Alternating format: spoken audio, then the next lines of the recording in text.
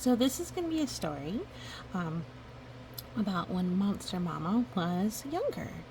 So Monster Mama 1, 2, 3 and more family original story. Um, I'll work on the writing maybe a little bit later, but let's talk about it. So when Monster Mama was younger, she did a study abroad in Japan. So she flew from America across the ocean to Japan. Now, Japan is known for many things, um, and obviously, they have a different language. In America, the official language is English. Now, how official that is a little bit of a debate, but it's the most common. And in Japan, it's Japanese or Nihongo. Now, I had been studying Japanese along with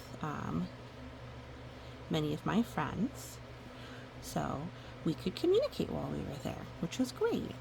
Now, one thing that's very important to keep in mind about languages and countries is there's things called culture.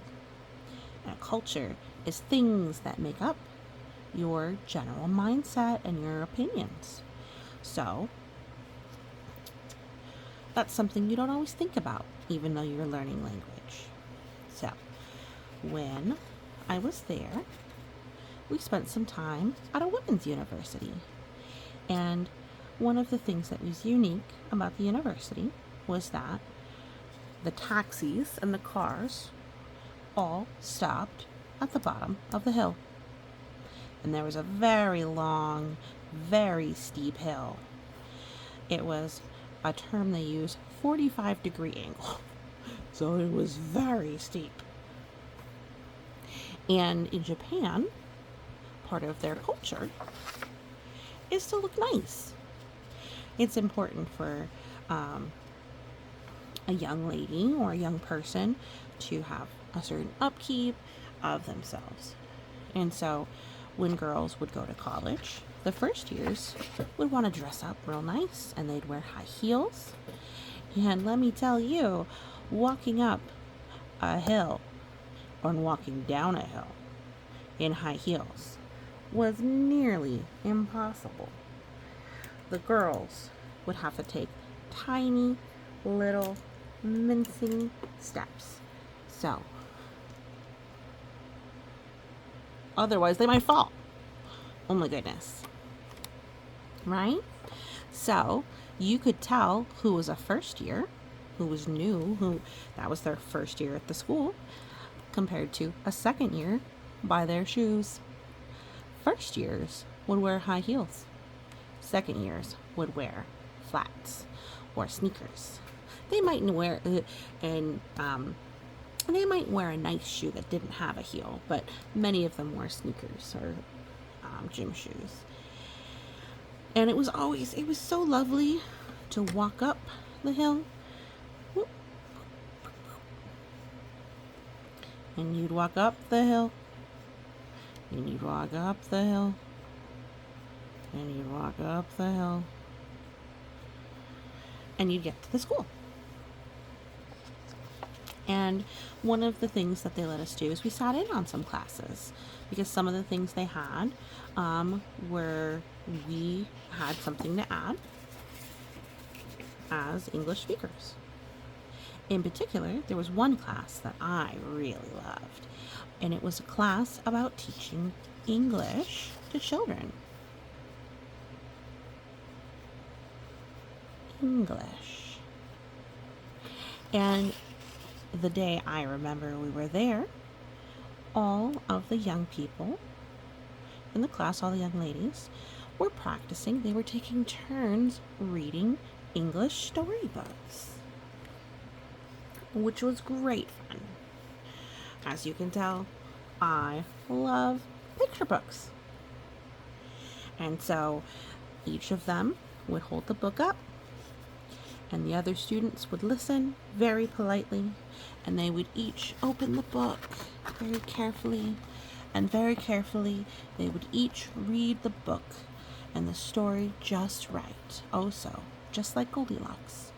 Feeling full and satisfied, Goldilocks thought it would be great fun to have a look around.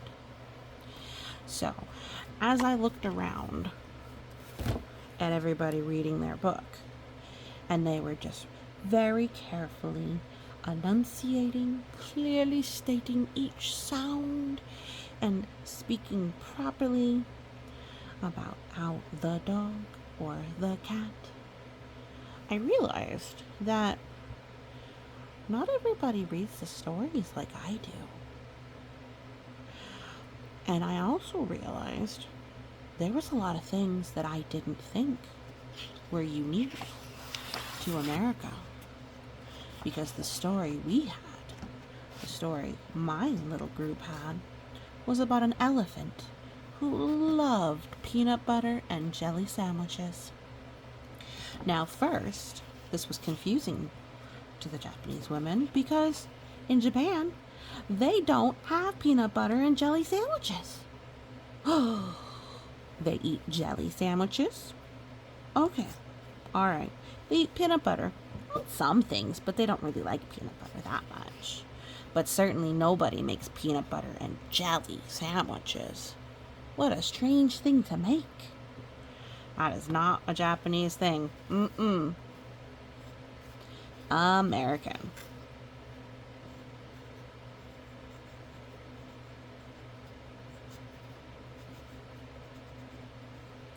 And then they were confused. Why did the elephant love peanuts?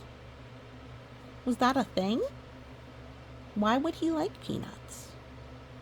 Peanuts weren't, sure. I guess that's okay. But then I realized, as I was talking to them, that in America, in the circus, they would give you peanuts to feed the elephants. And the circus is where America got the idea that peanuts and elephants are a pair. That's not something they have in Japan. That is a cultural difference. And I thought it was so surprising to me that something as simple as a peanut butter and jelly sandwich or an elephant liking peanuts was entirely new to them. Goodness.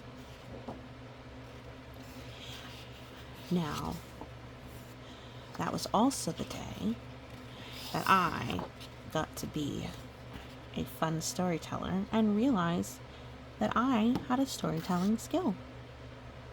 So when it came my turn to work with the story, instead of saying, then he mashed the peanuts, smush, smash, spread the peanut butter, I went, then he mashed the peanuts, smush, smash, smush, smash, and he spread the peanut butter and the jelly, sound effects and motions, and quite the drama.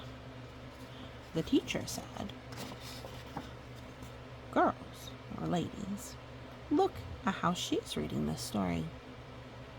That is a good way to keep children engaged, have them pay attention and be interested, particularly since we are reading English to Japanese children.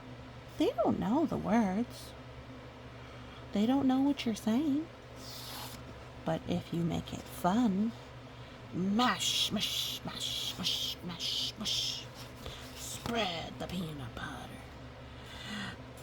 then the children will enjoy it a lot more. And so everyone did. And it wasn't just the Japanese speakers who were very slowly and carefully enunciating. It was the other study abroad students too. It wasn't a language or a cultural difference that changed the way they read stories from the way I read stories. It was just who they were. And that was the day I learned I have a talent. So, smush, smush, smush, smush. Spread the peanut butter and the jelly. He's a very happy little elephant. Happy elephant. Indeed. But that is my story for today. Is how, among all of the other wonderful things I learned, going to another country taught me something about my own culture. That where we get elephants and peanuts. And that not everybody likes that sandwich. Goodness. But it's a wonderful thing. Well, I hope you enjoyed the story. If you liked it and you want more content like this, give it a like. And if you haven't subscribed, definitely do. It helps let me know that you guys like my content and I should keep doing it. But even if you can't do that, I just want to let you know you are awesome and you have a wonderful day. Thanks so much for listening.